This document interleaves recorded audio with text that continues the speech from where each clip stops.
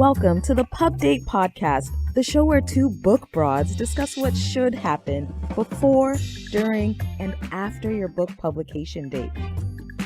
Brought to you by Broad Book Group, with your hosts Vanessa Campos and Jen Dorsey.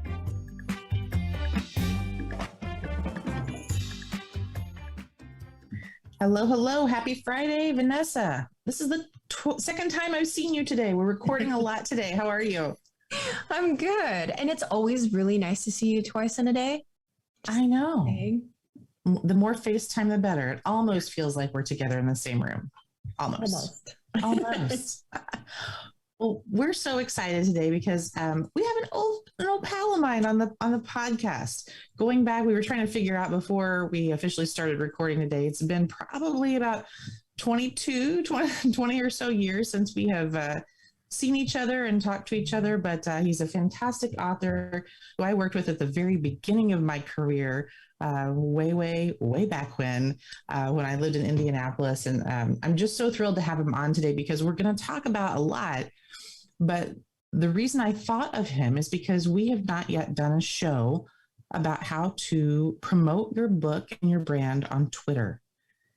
And this gentleman does a fantastic job of this. I'm always learning interesting things about his books and his projects from his tweets. And so we thought, well, this is the perfect time to bring him in and have this conversation. So today I want to welcome my old friend, Ray Boomhower. He is the senior editor of Indiana Historical Society's historical magazine, Traces of Indiana and Midwestern History.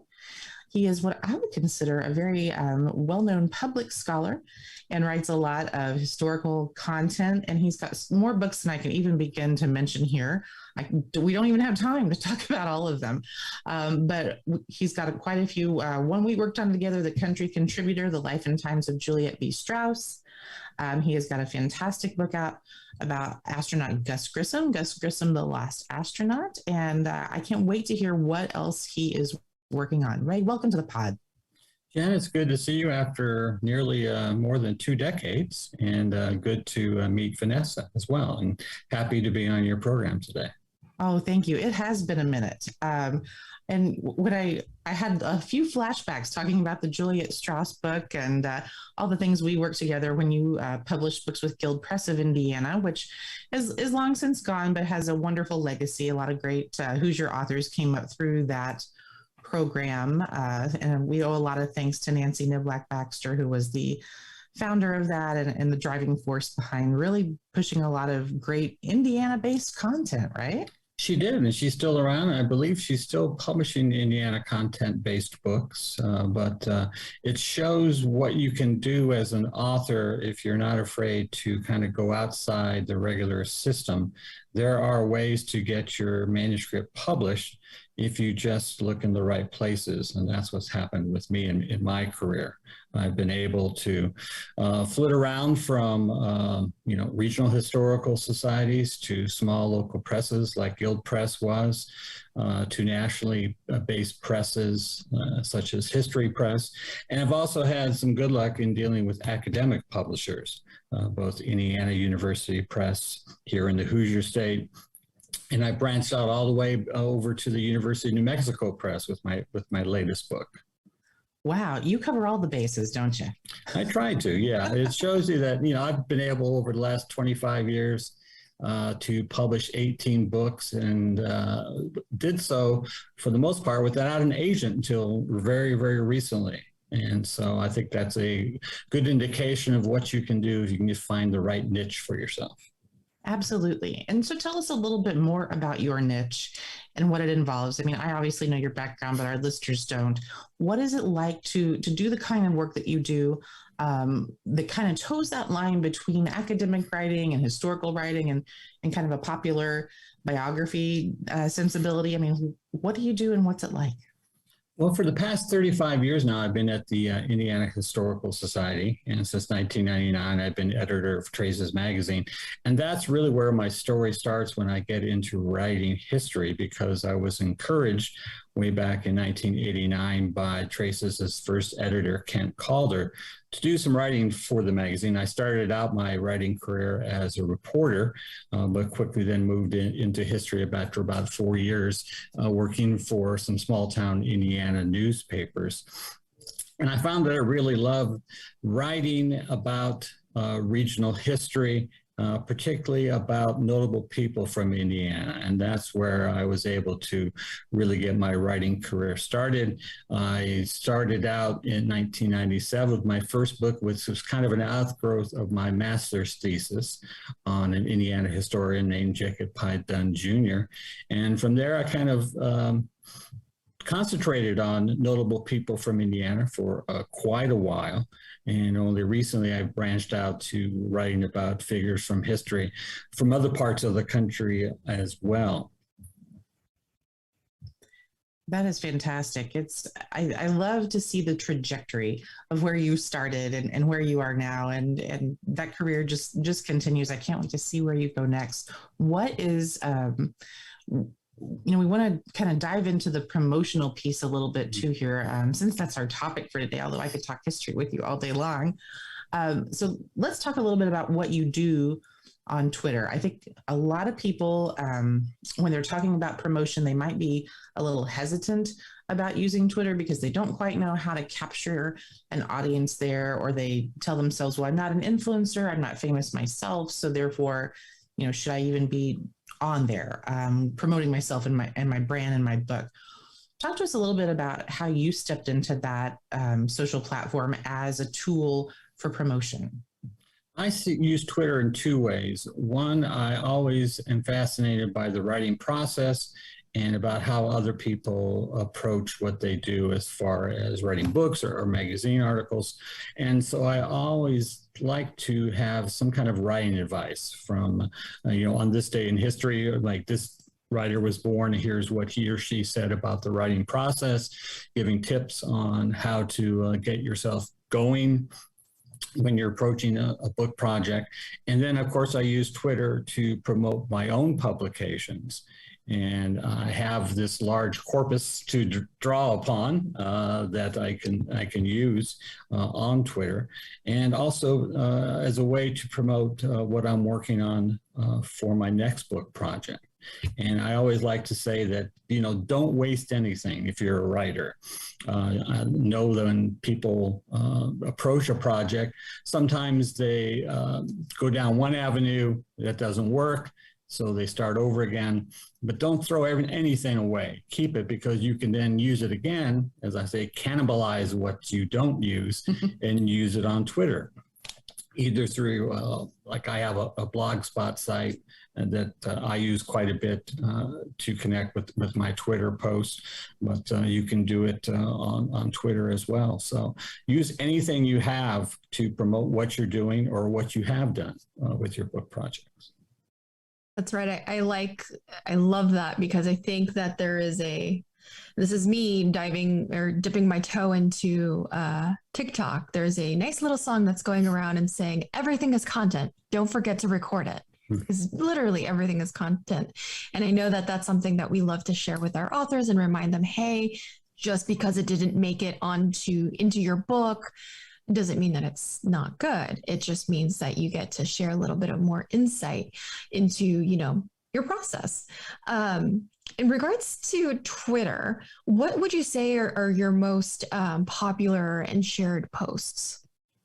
Probably having to do with the quotes or writing tips that I often post from writers from the past. They seem to get the most reaction. Also posts that kind of tie into what's going on in the world. If I can make those kind of connections with the people I've written about in the past, then I might have something to say about current news items or what's going on in the world. Those seem to do well in addition to my other posts. I took a little bit of a detour on your Twitter account and on your Blogspot account, and I got a lot of memories from being in high school and reading Zen books. Zen's history of the United States, people's history of the United States. So I love that there's a little bit of a connection here. I love that you include images. I love that, you know, it's bringing a little bit to life, and it's not a lot. It's just like, here's a little blip. It just kind of gets you interested. Have you found that pairing images with text are more engaging with people, or is it text versus images without text? What do you see is really what resonates with your audience? I think really I found over the years, and particularly working with Trace's magazine, which is a good combination of text and images, that you have to have those things melded together to get the best response from readers, because just having all text is sometimes might be a little too much for people to handle. So if you can break that up by using illustrations that go along with what you're writing about, that really hits, I think, with readers. I guess I'm interested because they can make those connections between what you're writing about. If they can see it and get, you know, they have a better idea of what's going on in your writing. I would agree with that, and I think you did an exceptional job of that with your book launch this past year. And can you please tell me how to say the gentleman's name, because I don't want to get it wrong? It is Richard Tregaskis. Reporting under fire from Guadalcanal to Vietnam. He's a World War II correspondent, probably best known for writing the best-selling book Guadalcanal Diary. And so when I knew that book was coming out, you know, went on Twitter right away and tried to promote him and, you know, let people know that I was working on a book about him, and tried to let my Twitter followers know more who he was, because sometimes you write about a person and not everyone has heard about him or her. And so you want to present them and promote them to the public so that when the book is out there and available, they'll know a little bit of something about them, or you kind of whet their appetite for what's going to be in your publication. Sure. And to me, the imagery that you used in the promotion of that book really brought him to life, and brought to life the kind of writing he did. And it obviously gave me big Ernie Pyle vibes, whom you've also written about. Yeah. Another good war correspondent. That's right. Hey, the Ernie Pyle School of Journalism at Indiana University has a lot of beautiful imagery from his life as well. So, you know, to me, it really, the way you promoted it bridges such a gap between what we don't know and what we think we know about a person in a book. And, you know, it's a dramatic story in many ways, because, you know, he was involved in combat across the globe, from the Pacific to Europe and North Africa and Italy, and then, you know, involved with storming across Europe into Nazi Germany. So those are dramatic scenes, and you want to make those connections with him and what he was reporting on and what he was seeing, because he's one of those correspondents who really had a narrow view of the war. He wasn't looking at the big picture, you know, the movements of armies and divisions, but like Pyle, he was up there at the front with the men doing the actual fighting and giving you reports from what he personally saw. And so making those connections with my Twitter followers was very important. I wonder if he ever imagined that he would be a Twitter superstar. Probably not. Twitter would have been. Yeah. Unlikely at that time, I think. Unlikely for sure. How early on in your writing process did you start sharing content with your audience? I really started, I start with the idea of the book project. I sometimes muse on my Twitter account about, you know, what's going to be my next project. I say, you know, here's a couple of ideas I have. I wonder what's going to, you know, what will it turn out to be?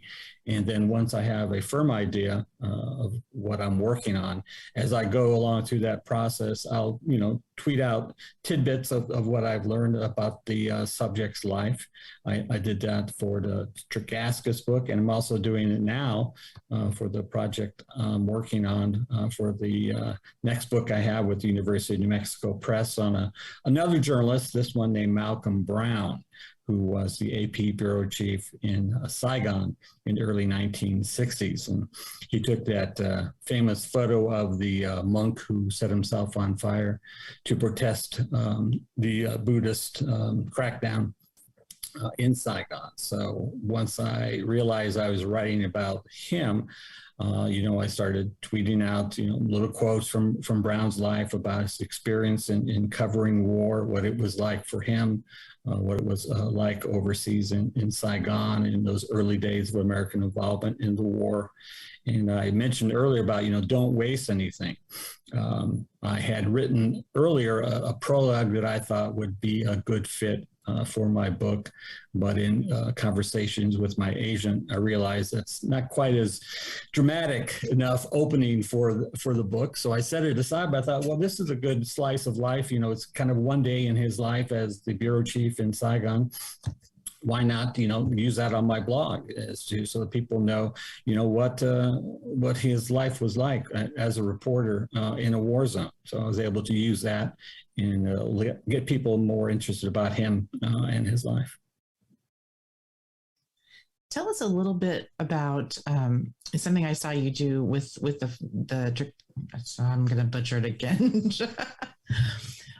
With the Richard book, talk to us a little bit about how you incorporated giveaways into your Twitter strategy, because I noticed that you did that from time to time. You sometimes you use I think trivia questions to do it, or talk to us a little bit about that strategy. Did it work for you? It worked. It got some good feedback from my Twitter followers. They were very interested in trying to win a copy of the book, an autographed copy. I always make sure it's an autographed copy. Sure. But, trying to tie it into events in his life, battles he covered, anniversaries of battles he covered, his birthday, his death date, any kind of a special event like that, that had a direct connection with his life. I tried to come up with some kind of a giveaway of the book when it came out to just keep interest alive in that book and let people know more about him. And that's why I use trivia questions, because I figured that if I ask just not quite too hard, but not too easy a question, it will get people at least doing some kind of internet research, and maybe then they'll learn more about the subject or of the battles that he covered. They'll learn more about American history, which is always good. It is good. And I feel like it's a real community building thing too. Aside from just selling books and getting the word out about books, you're building a group of people who are, even if they are not familiar with this person, they're learning more, they're becoming a part of your community of historians and readers. And that's something else I wanted to touch on with you. I think you do a really great job of communicating and interacting with other people on Twitter, who are, sometimes well known and out there building their own brands. Could you tell us a little bit more about that? I mean, I feel like it's a very organic thing for you, and I think that's why you do it as well as you do. But what is that like to interact with other authors, writers, journalists, and how do you see that as being part of your content ecosystem? Making those connections, I think, is very important, particularly if you're writing in a specific genre. In my case, it's biography. So I belong to the Biographies International Organization. And because I belong to that group, you're making all these kinds of interconnections with other people doing that, writing in that same subject area that you're writing in. So that's always important. I was able to discover Carl Rollison, who is very engaging on Twitter himself about what it's like to be a biographer. Often gives tips about writing a biography because I'm very interested in journalism. I follow a lot of current reporters and freelance writers as well. Stephen Roderick is a particular favorite of mine. He's a national reporter for Rolling Stone magazine, and he's always great in letting his followers know where he is in the country, tracking down a variety of stories, and you can get a glimpse into what it's like trying to make a living as a freelance writer. So those are a couple people that I'm very interested in. And because I'm also involved in book publishing, I follow Ann Trubeck, who's the head of Belt Publishing, a regional publisher based out of Cleveland. And she also has a newsletter that gives you some great insight into what it's like to be a small publisher and the hassles and the triumphs and the tragedies involved in trying to make a living in the book publishing trade. So she's been a great find and something that I find very enjoyable because, you know, we're kind of kindred souls. We're both involved in that niche area of publishing. I'm going to have to add her to my list then, because we certainly know a thing or two about navigating that world as well. Already jotted their name down.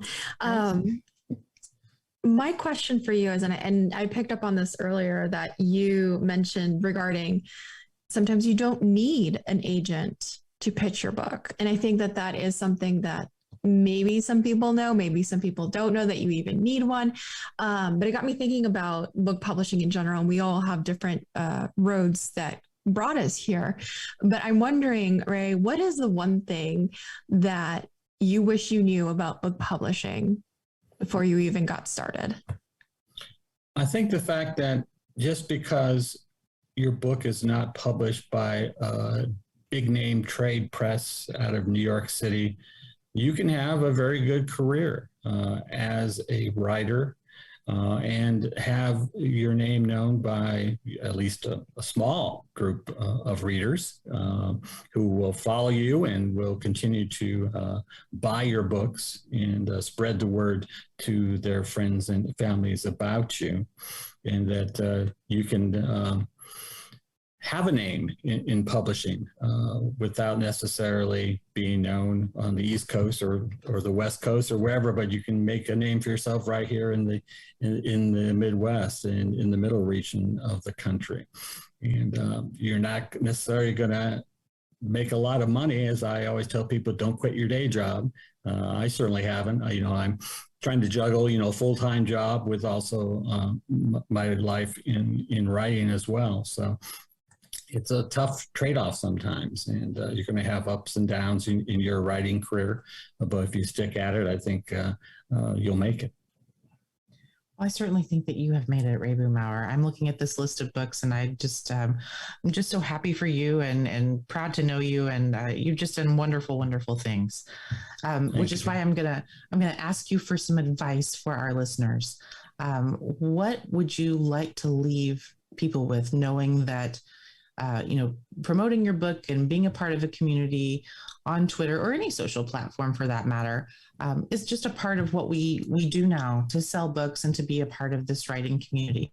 What are some of the top tips you would give to people who would like to step into this kind of environment?